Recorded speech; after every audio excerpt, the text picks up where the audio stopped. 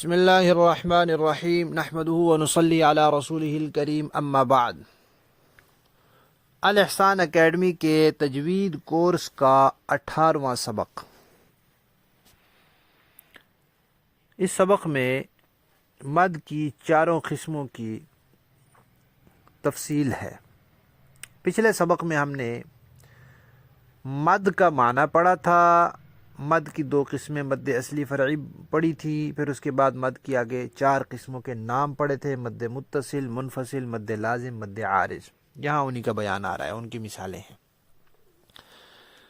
تو ہم نے یہ پڑھا تھا کہ مد متصل اور منفصل ان دونوں میں مد کا سبب حمزہ ہوتا ہے۔ حرف مدہ ہو، اس کے بعد حمزہ ہو تو مد ہو جائے گی۔ حرف مدہ ہو، اس کے بعد حمزہ ہو تو مد ہوگی۔ تو یہ دونوں قسمیں اس میں آ گئی۔ اب دونوں میں فرق کیسے ہوگا؟ ہم لفظ کو دیکھیں گے کہ حرف مدہ اور حمزہ دونوں ایک ہی لفظ میں ہیں، ایک ہی کلمے میں ہیں، تو اس کو کہتے ہیں مد متصل۔ اتصال کا معنی ہوتا ہے نا ملنا، ملا ہوا ہونا، تو متصل کا معنی یہ دونوں ملے ہوئے ہیں، حمزہ بھی اسی کلمے میں ہے اور حرف مدہ بھی اسی کلمے میں۔ اور اگر حرف مدہ ایک لفظ کے آخر میں ہے اور حمزہ دوسرے لفظ کے شروع میں ہے تو دونوں دو علیحدہ علیحدہ کلموں میں ہیں، تو منفصل کا معنی ہوتا ہے جدا ہونا، علیحدہ ہونا، تو اس کو کہتے ہیں مد منفصل۔ بس ہم نے دو قسمیں پڑھ لیں۔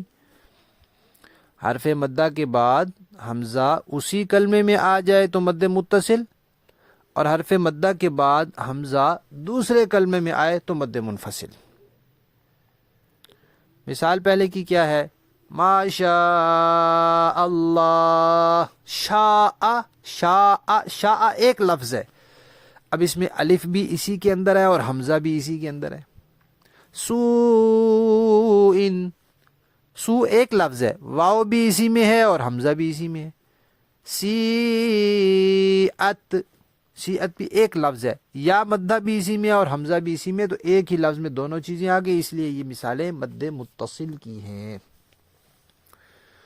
اور مد منفصل وہ حمزہ ایک کلمے میں اور حرف مدہ دوسرے کلمے میں، جیسے یا آدم، آدم کے شروع میں حمزہ ہے نا، یہ حمزہ ہے، تو آدم ایک لفظ ہے اور یا ایک الگ لفظ ہے، تو حرف مدہ یا میں ہے اور حمزہ آدم میں ہے، تو دو علیحدہ علیحدہ لفظ ہو گئے، اس لیے یہ مد منفصل ہے۔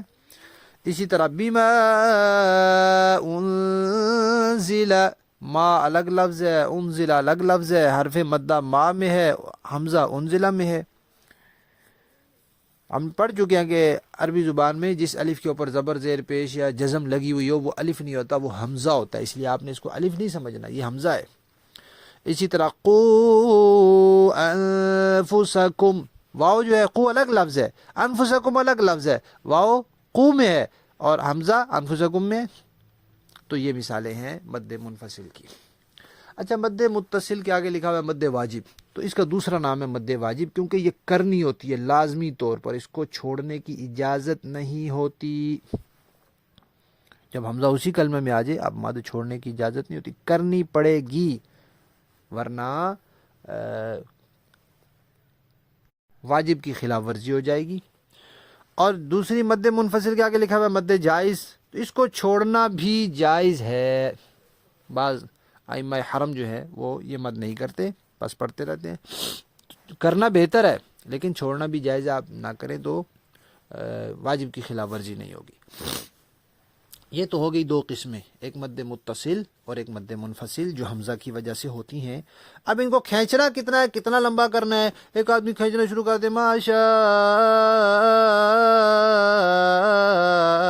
اللہ، اتنا کھینچ سکتے ہیں یا نہیں؟ تو نہیں بھائی، اتنا نہیں کھینچ سکتے۔ مد متصل کو 2 الف سے 4 الف تک کھینچ سکتے ہیں، 2 سیکنڈ سے 4 سیکنڈ تک، اس سے زیادہ لمبا نہیں کر سکتے۔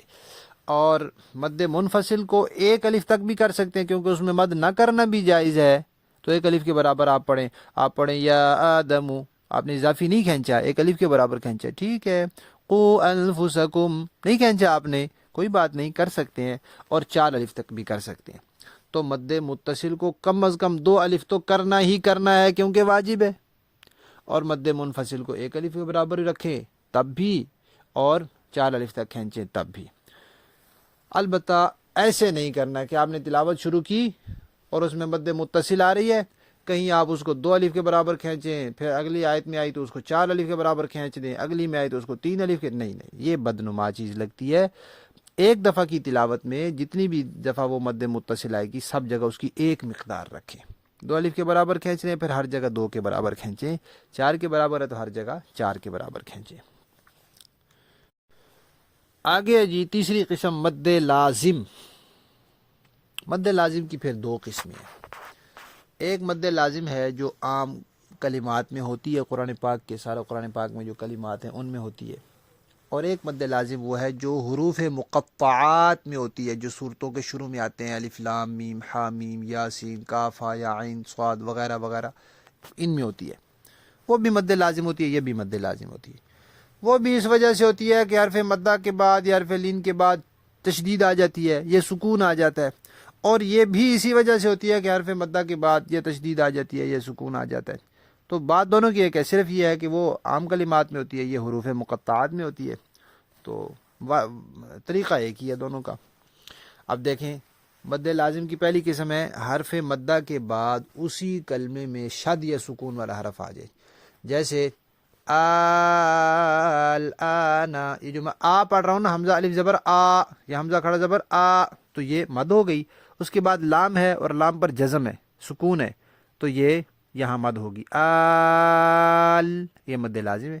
اسی طرح وَلَضَّالِّينَ، واد کے بعد الف ہے، یہ الف مدہ ہے، اس کے بعد لام ہے، لام پر شد ہے، زیادہ مد ہوگی۔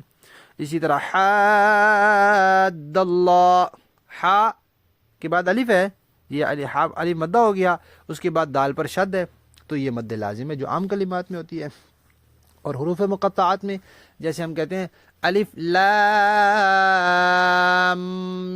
میم، اب لام جو پڑھا جا رہا ہے، لام الف زبر لا، اب یہ الف آگے الف مدہ ہے، اس کے بعد آگے میم ہے جو ساکن ہے، لام، اور آگے اگر آگے والا میم بھی ساتھ ملائیں تو پھر وہ مشدد ہو جائے گا، ساکن ہو تب بھی مد ہوتی ہے، شد ہو تب بھی مد ہوتی ہے۔ اسی طرح ہم پڑھتے ہیں کاف ہا یا، تو کاف جو کاف الف زبر کا، فا ساکن ہے تو الف مدہ ہو گیا، اس کے بعد فا ساکن آ گئی تو یہاں بھی مد ہوگی، کاف۔ اچھا ہا یا، یہاں حرف مدہ تو ہے لیکن آگے سکون کوئی نہیں ہے، اس لیے ہا کو نہیں کھینچیں گے، یا کو نہیں کھینچیں گے، کاف کو کھینچیں گے، عین کو کھینچیں گے، صاد کو کھینچیں گے، کاف ہا یا عین صاد۔ اسی طرح الف لام میم میں الف کو تو نہیں کھینچیں گے، لام کو بھی کھینچیں گے، میم کو بھی کھینچیں گے، طا سین میم میں طا کو نہیں کھینچیں گے، سین اور میم کو کھینچیں گے، اس طرح کر کے۔ اچھا اب رہ گئی بات کہ مد لازم کو کتنا لمبا کرنا ہے، تو کہتے ہیں 3 الف سے لے کر 6، 3 الف تو لازمی کرنا ہی کرنا ہے، 6 الف تک بھی اس کو لمبا کر سکتے ہیں، یعنی 3 سیکنڈ سے 6 سیکنڈ اس کو کھینچا جا سکتا ہے۔ اور ایک بات یہ بتائی ہے کہ حروف مقطعات میں حرف لین پر صرف 2 جگہ مد ہے، ایک کاف ہا یا عین، یا عین آ رہا نا، عین، عین یا زبر آئی، یا ساکن ہے اس سے پہلے زبر ہے تو یہ یا لین ہو گیا، اس کے بعد سکون ہے، عین نون کے اوپر جزم ہے تو یہ بھی مد ہوگی۔ دوسرا ہا میم عین سین قاف میں، تو یہ جو حرف لین پر جو مد حروف مقطعات میں ہے وہ قرآن پاک میں 2 جگہ ہے، سورہ مریم کے شروع میں اور سورہ شورا کے شروع میں۔ آخری چوتھی قسم ہے مد عارض۔ چوتھی قسم ہے مد عارض۔ مد عارض کسے کہتے ہیں کہ حرف مدہ یا حرف لین کے بعد سکون آ جائے، جزم آ جائے، لیکن وہ ہو عارضی، وقف کی وجہ سے ہے، ویسے نہیں تھا۔